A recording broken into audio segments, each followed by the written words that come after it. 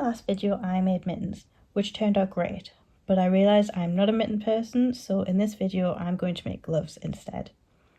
I explored various techniques but dismissed most of them due to my dislike for seams between the fingers. So this might not be the quickest or easiest glove making method you'll see, but I think it produces the most comfortable pair of gloves. Some parts could be easier by hand, but this channel is about machine knitting, so I'm going to do the gloves 100% on the machine, but of course you can adjust any part of the process based on your ability and preferences. I'll be knitting these gloves top down, so I will make the fingers and thumb first, then make the hand and then the cuff. Now for the thumb and fingers, I want to measure each one so I know how many rows to do. So my thumb is 5 centimeters, my fingers are 6, 7, 6.5 and 5 centimeters.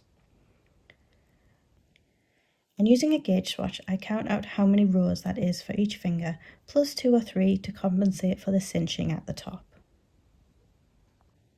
Now I know how many rows I need for each finger and the thumb, we can get those knitted up. If in doubt, knit them longer and I will show you how to get a custom fit later. To make each finger, we will be making a wide I-cord. I cast on 5 stitches, zoom around and add the working yarn. Knit those 5 stitches, remove the yarn and whiz around again.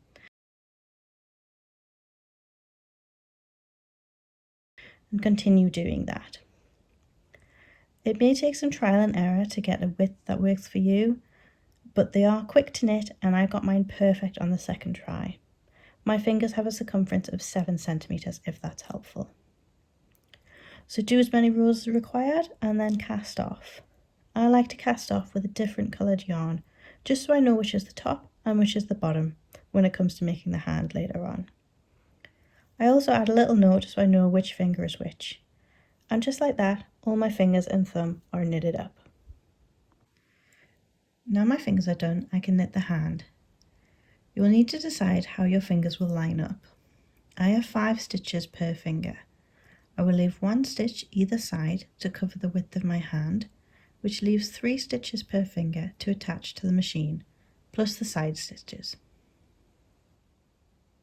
I'm going to knit the front of the hand at the same time to eliminate a side seam. So after the little finger, I will also cast on an additional 3 for each finger, plus 1 for seaming. This is where having each finger labelled is very helpful. So taking the cast off edge, for me that's the green end, I will add 4 stitches for the index finger, 3 for the middle and ring finger, and then 4 for the little finger. Now I cast on 13 extra stitches, which is 3 stitches per finger, just like the front, and then I'll do an extra one for the side seam. And knit 5 rows. So we have just knit this part of the hand. Now it's time to add the thumb. I add all the stitches for the thumb, plus 3 for the other side. Knit 1 row just to establish everything. And now we need to start doing the decreases, which will bring the width back down to fit the wrist. How you do this will depend on how long your metacarpal bone is and how wide your wrists are. I did a few single decreases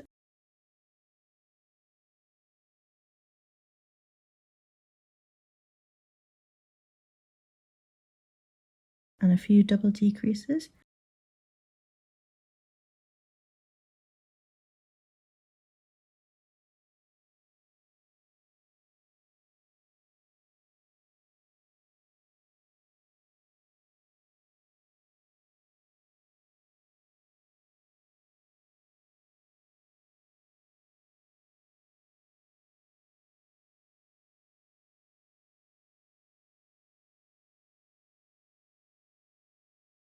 And ended up getting back to needle number 1 in 14 rows.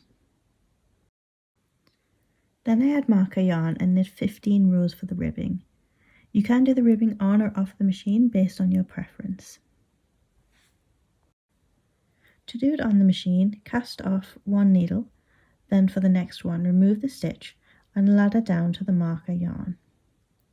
To do this, release a few so you have a ladder to follow, and then insert your hook here, right below the frown, and give it a pull. Now latch up with a crochet hook. I'm using a 5mm. And then place the last stitch on the waste yarn. Remove the next stitch and ladder the next and carry on. To do it off the machine, remove your whole project as normal. Then do the same process, making sure the purl side is facing you. Insert your hook, ladder down, latch up and secure. Now it's time for the fun part, bringing it all together.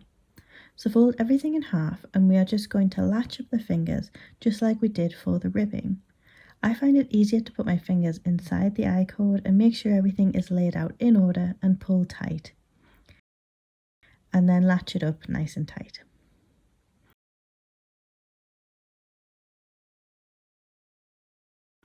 Repeat for all the fingers and the thumb.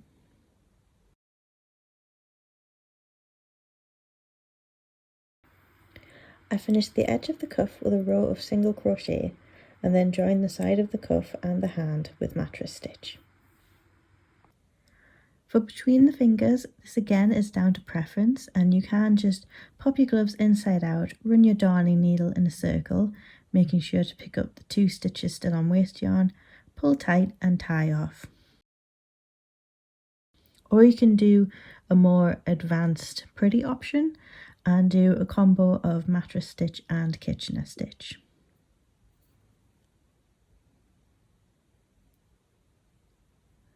Now we can finally try on the glove to test the finger lengths. If any of them are too long, just pull out a row or 2, then run your darning needle through all the stitches.